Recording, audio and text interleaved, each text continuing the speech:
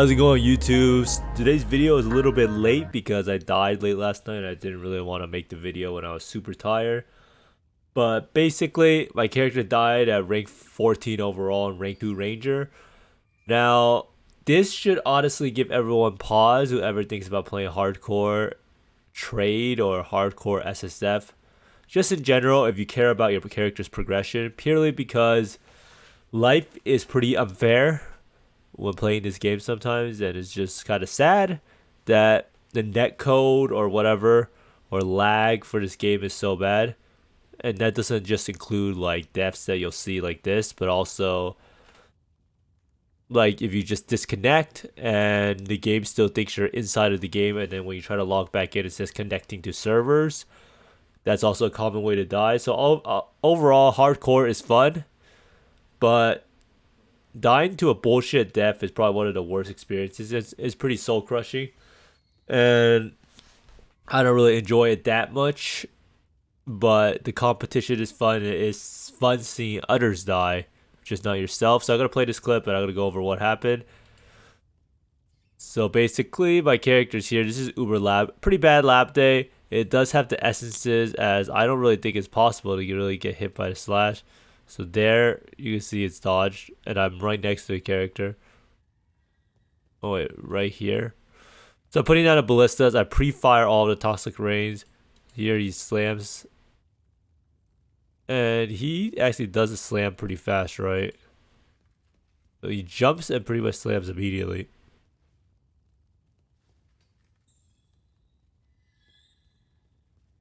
And now I'm pretty much just running away. He slams again. Pretty much just putting down toxic rains and trying to move around. And there you have it. Slow motion. Let's go see it again. I'm pretty much not ever trying to stand still against him because I know he does his frontal attack. And flame dash, instant cast ability on the first flame dash and still get hit by it. The reason why you would die is because the Izaro has essences, and that totem right there, totem of pain, makes you take 50% increased damage. And I don't really know how this registers as me being, because I died because I was in here. I should have probably gone Dark Shrines, and that's something I'll learn in the future. I don't really like doing Uber Lab that much, but regardless, that thing should never have killed me. And it's just like a complete fluke. And it's just sad, right? Because this character was kind of popping off, but that happened. But I think I'll try one more time in the Gauntlet, purely because I didn't die with any of my 6 links and stuff like that. So you can see here, I don't really know why the game like calculates damage before the animation finishes, or I don't really know how it does it, or if it's just bad netcode or bad lag or whatever. But even like earlier here, you can clearly see when the projectiles from him, before it even hits the ground, it gets counted as you take damage, and it's just kind of unfair. First, because you can't really dodge it since you want to be able to react. So I don't know. I think that it's just like not all of them land, but it counts as it. So I think the animation finishes faster than when it appears on the screen, and that's probably what happened here, or it was too close, right? But overall, kind of bad that lag is like that or whatever, or desync with his animation and when it actually counts as hit. But that's just the thing for games like this, especially when there's so much like fast reaction dodging, that it kind of sucks that the netcode or whatever is so bad.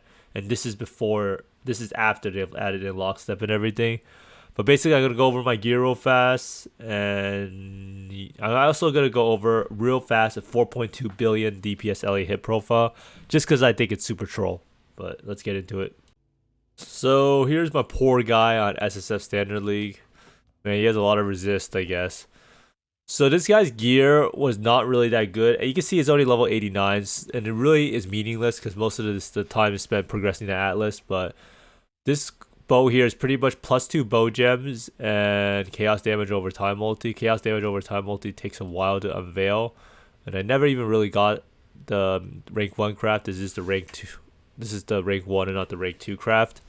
So not really much lost here. 5 link bow, nothing too special. It did take me 300 plus fusings to get this, which is kind of sad. But I'm farming the porcupine cards to get the bow, and I think I'm 3 out of 6 right now. So obviously this bow is not really a big loss. This quiver is not too bad, just 87 life, 44 lightning res, 29 chaos res. So it's just a quiver with a lot of chaos res and almost T1 life.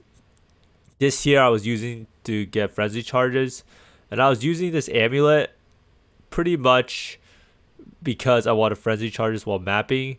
Now I was also doing Uber Lab so I could get rid of this amulet, and I will do Uber Lab tomorrow, and I hope the lab is better. Like today was kind of bad, and I definitely should have killed the essences, so it was my fault. But this amulet would have gotten replaced by an amulet with a lot more life. This amulet is actually pretty bad. It's pretty much just +1 minimum frenzy charges and elemental resist. Now this helm I kind of sad about losing is life, double res, int.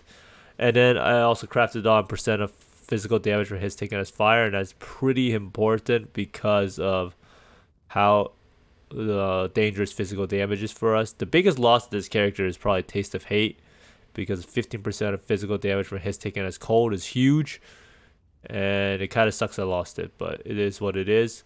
I still was on a 4-link chest. This chest was pretty well rolled.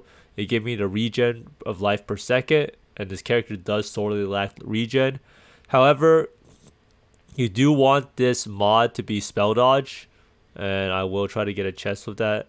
I do have a 6-link chest currently in the Gauntlet League that I wasn't wearing at the time, but this chest is really nothing special. It is Hunter, so you can technically reforge Caster for additional curse. Now both these rings are just life and resist rings, life and resist with chaos res. I was using this ring because I needed endurance charges. However, it didn't really save me on the fight that one endurance charge. This gloves is probably the stay up status about losing. I made this with Essence of Envy, and I got chaos res on it, and it had hybrid life, and I crafted the other life, so it's like almost 100 life dual res gloves. And Apothecary's gloves is what we want because it gives us increased damage over time. So hopefully I can make this pair of gloves again. I don't think it should be that big of a problem.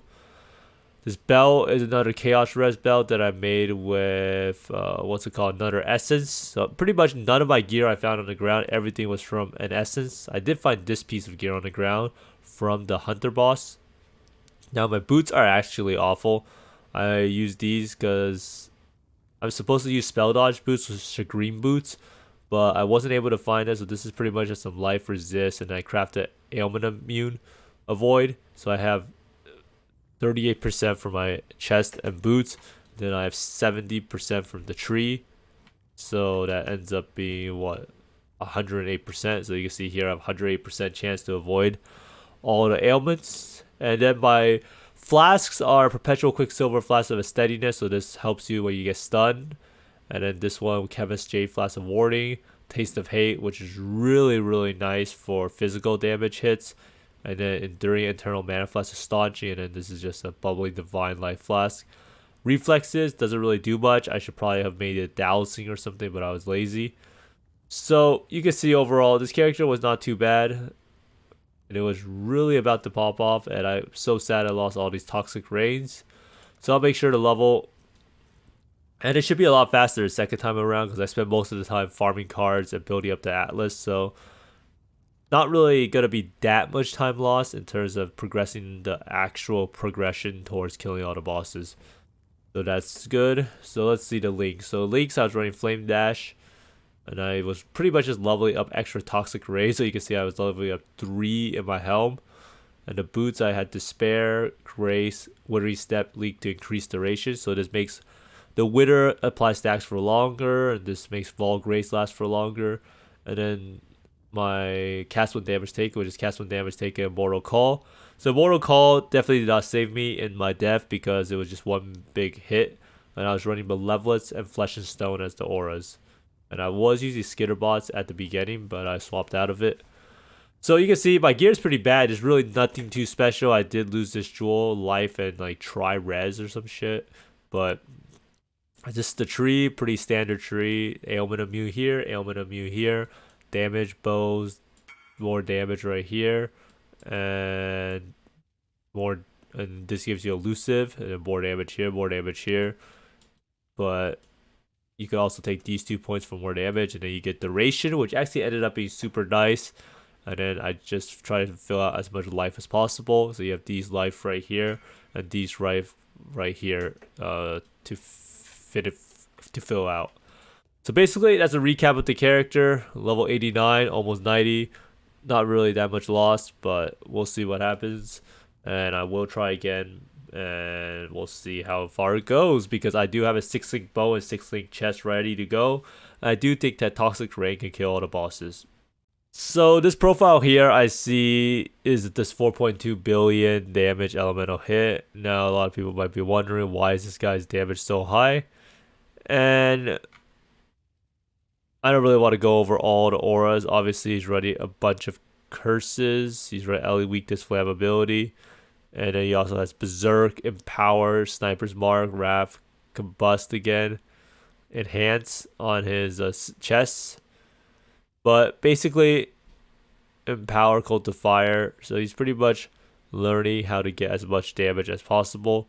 I'm not really sure how Cult of Fire factors into this equation, but it should be.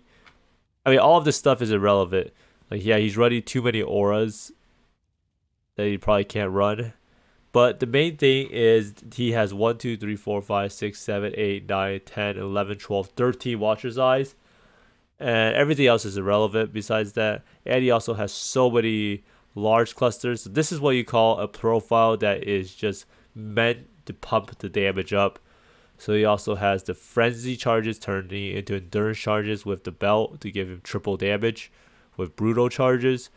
So all of these Watcher's Eyes get counted on PoE Ninja for some reason. So all of his Watcher's Eyes are pretty much precision, pride, and anger. And the main thing he wants is anger and pride. Anger gives him crit multi, and pride gives him double damage. Or anger gives him fire res. So basically double damage and multi and pen is what he's going for. So all of this double damage probably gets scaled with the brutal charges too, so it just becomes absolutely crazy. But basically, this is what you call a profile cheating to the max. So this Watcher's Eye is pretty crazy. At 1.44 base crit, 80% multi.